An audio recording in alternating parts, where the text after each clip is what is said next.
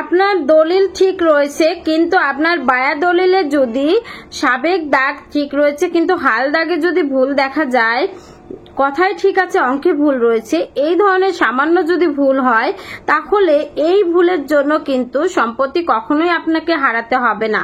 এই ধরনের সাবেক দাগ ঠিক আছে হাল দাগ ভুল হয়েছে বা হাল দাগ ঠিক আছে দলিলের সাবেক দাগ নাম্বার ভুল হয়েছে, এই ধরনের ছোটখাটো ভুল কিন্তু আমরা চাইলেই সাব রেজিস্ট্রি অফিস থেকে সংশোধন করতে পারে। কিন্তু কখন পারে না সাব রেজিস্ট্রি অফিস থেকে সংশোধন করতে জানেন? যখন দেখা যায় ওই বায়া দলিলে যে ভুল রয়েছে ওই বায়া দলিলের মালিক আবার অন্য কোনো ব্যক্তির কাছে দলিলে ভুল থাকার কারণে ওই জমিটি ওই দাগের জমিটি অন্য কোথাও বিক্রি করে দেয়। যখন এই ধরনের সামান্য ভুলের কারণে আমাদের সম্পত্তি যখন ওই মূল মালিক পূর্বের মালিক কি করে বেচা বিক্রি করে দেয় তখন আমাদের কিন্তু সমস্যার সম্মুখীন হতে হয়। তখন আমরা নিজেরা খারিজ করতে পারি না নিজেদের নামে। তারপর আবার আমরা কিন্তু চাইলে এই দলিলটা সাব রেজিস্ট্রি অফিস থেকেও সংশোধন করতে পারি না। তখন আমাদের দেওয়ানি আদালতের শরণাপন্ন হয়েই সংশোধন করতে হয়। সত্য ঘোষণার মামলা করেও হতে পারে, দলিল সংশোধনের মামলা করেও হতে পারে। এই জন্য আপনাদের অবশ্যই দেখতে হবে যে সমস্যাটা কি। যদি সমস্যাটা এই ধরনের বেচা বিক্রির সমস্যা হয় তাহলে অবশ্যই দেওয়ানি আদালতে আপনার ওই বায়া দলিলটি যার কাছ থেকে করা হয়েছিল ওই মালিক যদি মারা যায়, অবশ্যই মেবি মারা যাওয়ার কথা কারণ বায়া দলিল অনেক পূর্বের হয়ে থাকে, তখন ওই মালিকের ওয়ারিশদের বিরুদ্ধে সত্য ঘোষণার মামলা দায়েরের মাধ্যমে কিন্তু আপনারা চাইলেই ওই জমিটার দলিল সংশোধন করে নিতে পারবেন। এটা কোনো ব্যাপারই না।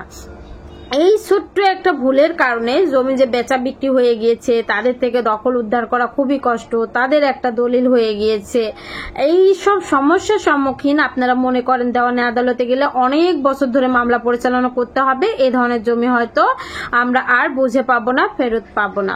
তাদেরকে বলছি এখন দখল পুনরুদ্ধার করা 1-2 ব্যাপার। যেহেতু নতুন ভূমি অপরাধ প্রতিরোধ ও প্রতিকার আইন 2023 পাশ হয়েছে, সুতরাং এই আইনের বিধিমালা পাশ হওয়ার দিন থেকেই আমরা কিন্তু দখল উদ্ধার করতে পারবো অনলি 45 দিনের মধ্যে, 90 দিনের মধ্যে। সুতরাং আমরা যদি সত্য ঘোষণার মামলা করে তাদের দলিলটি অবৈধ এটা ঘোষণা চাই এবং আমাদের দলিলটা যদি সংশোধন চাই, তাহলে কিন্তু ওই রায়ের ডিক্টেটার কপির মাধ্যমেই আমরা কিন্তু দখল পুনরুদ্ধার করতে পারবো এই নতুন আইনে এবং খারিজও করে নিতে পারবো। এক্ষেত্রে আমাদের ওই সত্য ঘোষণার ডিক্রিটাই হবে আমাদের সংশোধিত দলিল। এক্ষেত্রে নতুন করে দলিল না করলেও কিন্তু হবে। অনেকেই আপনাকে বলতে পারে যে দলিল সংশোধনের মামলা তো 3 বছরের মধ্যে করতে হয়, তোমরা তো এখনো করোনি, করতে পারবা না। আপনারা টেনশন করবেন না, কারণ আপনারা যদি প্রমাণ করতে পারেন যে আমরা খারিজ করতে যেয়ে হঠাৎ করে এই সমস্যা দেখতে পেরেছি, এই সমস্যাটা 3 বছরের বেশি আমাদের নজরে আসেনি, দৃষ্টিতে আসেনি, তাহলে কিন্তু মামলাটা দায়ের হবে।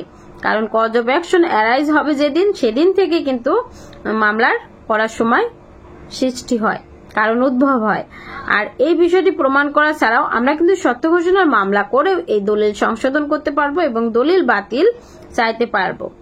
সুতরাং আপনারা যারা এই ধরনের সমস্যার সম্মুখীন হয়েছেন তারা দুশ্চিন্তা করবেন না, তারা অবশ্যই এইভাবে দলিল সংশোধনের মামলা দায়েরের মাধ্যমে আপনারা কিন্তু আপনাদের দলিল সংশোধন করতে পারবেন এবং জমিটি বুঝে পেতে পারবেন।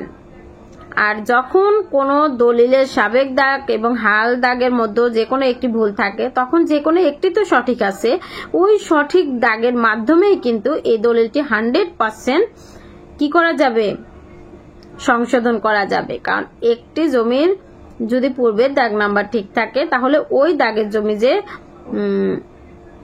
অনেকগুলো দাগ হয়েছে সে দাগে ভুল থাকতেই পারে, বা 19-20 হতে পারে, করণিক ভুল হতে পারে, গাণিতিক ভুল হতে পারে, এগুলো কিন্তু আদালত কর্তৃক অহরহ সংশোধন করা হচ্ছে। সুতরাং আপনারা টেনশন করবেন না। আমি ঢাকা জজ কোর্টের একজন আইনজীবী, নিয়মিত প্র্যাকটিস করে থাকি। যারা আমার সঙ্গে সাক্ষাৎ করতে চাচ্ছেন তারা স্ক্রিনে দেওয়া নাম্বারে আমার সঙ্গে যোগাযোগ করলেই হবে। আসসালামু আলাইকুম।